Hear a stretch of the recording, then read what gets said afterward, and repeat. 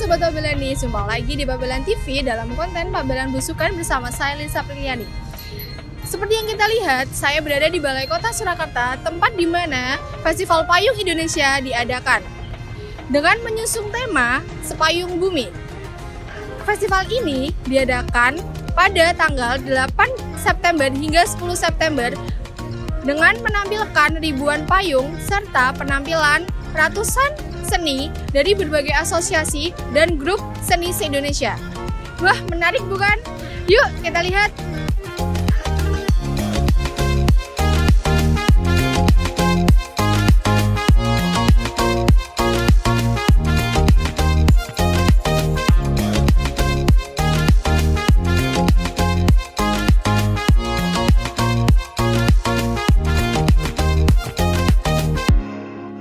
Festival Payung sendiri merupakan acara festival rakyat tahunan yang bertujuan untuk memberikan karya dan inspirasi seni berbasis payung kepada kelompok sosial yang lebih luas. Festival ini tidak hanya sekedar perayaan seni dan kerajinan payung tradisional, tetapi juga menjadi ajang kreasi dan inovasi desain payung modern yang memadukan unsur tradisional dengan ide kontemporer.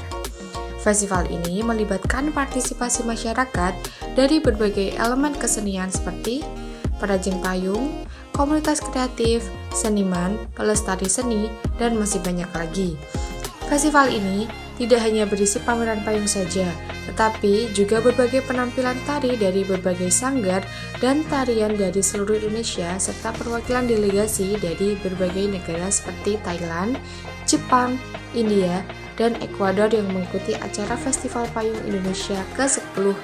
Terdapat pula pasar festival kuliner dari berbagai UMKM dan stand-stand pameran berbagai macam karya kerajinan seperti tas dan cenderamata yang cukup menarik dan tentunya sangat kreatif dari berbagai pengrajin.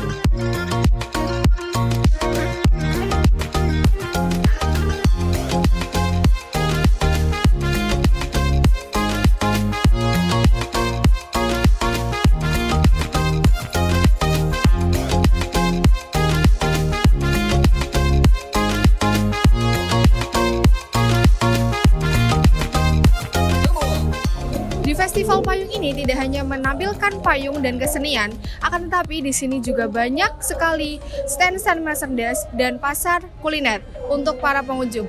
Yuk kita tanya-tanya.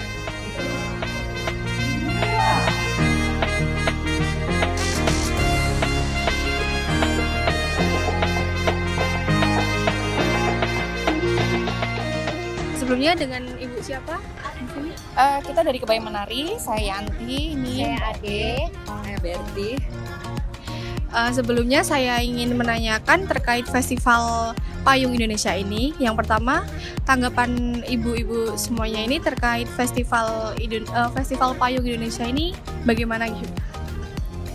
Kalau temanya sendiri kan dia tentang sepayung bumi ya, sebetulnya bagus karena kita balik lagi bahwa penggunaan materialnya atau apapun mengenai payung itu sendiri balik lagi ke bumi.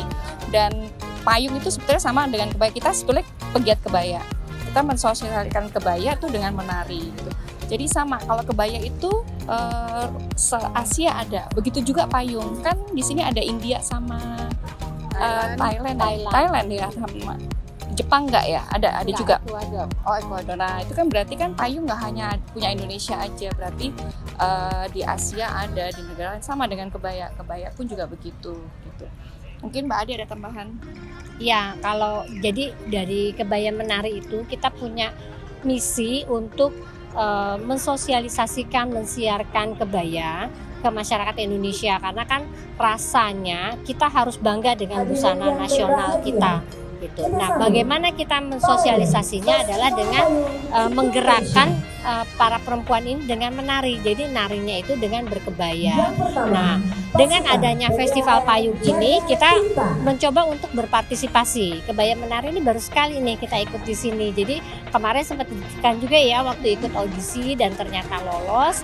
Insya Allah besok dan hari Minggu kita dapat manggung di sini. Kalau kita hari Minggu ada mini talk show ya mengenai kebaya. Jadi kita sebisa mungkin mensiarkan kebaya itu sebanyak-banyaknya. Apalagi kebaya udah di kepres Presiden nomor. Ya, jadi kan kita ini memang penggiat kebaya. Ada dua hal besar yang kita inginkan. Yang pertama adalah penetapan Hari Kebaya Nasional, dan alhamdulillah kemarin sudah ditetapkan oleh Presiden RI Hari Kebaya Nasional setiap tanggal 24 Juli.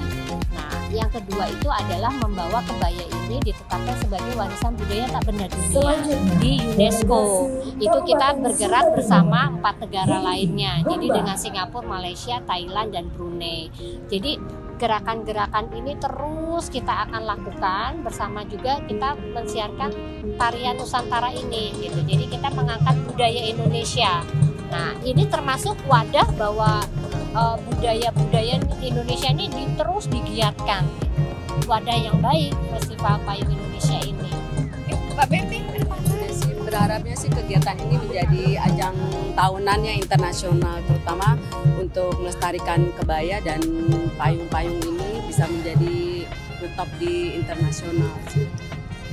Untuk hal yang menarik di Festival Payung sendiri ini, Ibu, ada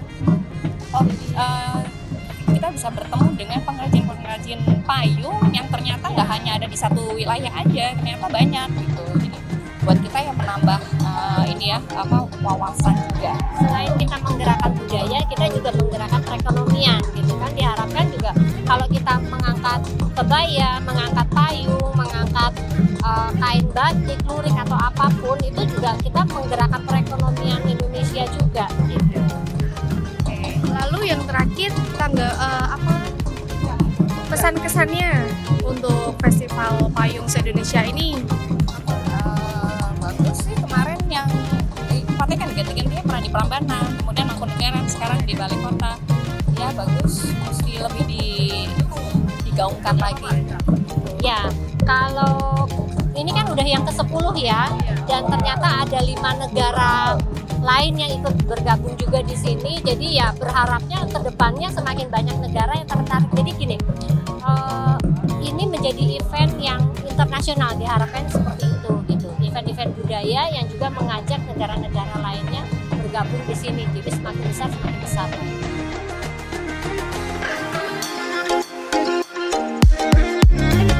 Sebelumnya dengan Ibu siapa? Ani. Ibu Ani.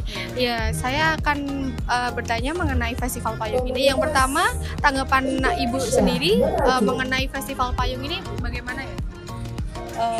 Bagus, menarik. Jadi saya kebetulan kerja di Solo, tapi rumah nggak di sini. Jadi ini sore hari setelah kerja saya menyempatkan diri karena kepo, pengen gitu. Walaupun sebelumnya udah pernah ya ikut, karena dulu sebelum-sebelumnya anak saya nari di Festival Payung, cuman yang di dahulu-dahulu. Ini nggak ikut lagi, cuman saya lihat wah semenarik apa sekarang, beda dengan yang dulu sih. Ada perubahan-perubahan dan menarik. Untuk hal yang menarik di Festival Payung kali ini itu apa saja ya, Bu? Saya lihat lebih beragam ya, dan ya banyak sih corak-coraknya yang beragam sekali saya lihat. Dan ada yang dari Thailand, dari mana-mana itu ada booth-boothnya itu ya, dimana di dalamnya dia ada homemade segala macam ya, untuk kita melihat-lihat. Bagus. Lalu yang terakhir, pesan-kesannya buat Festival Payung ini bagaimana? Diterusin ya, dilanjutin, suka banget. Sayang anak saya nggak bisa ikut nih karena di Jogja ya. Mungkin seterusnya kalau saya tahu lebih dini, bisa menyempatkan dan bisa mengajak yang lain untuk bisa di sini.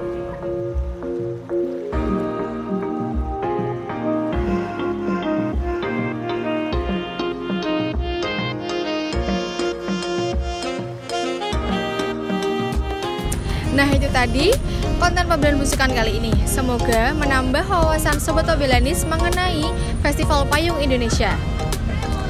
Saya Lilis Apriliani pamit undur diri. Nantikan Pabelan TV dalam konten Pabelan Busukan selanjutnya. Jangan lupa like, komen, dan subscribe ya. Sampai jumpa.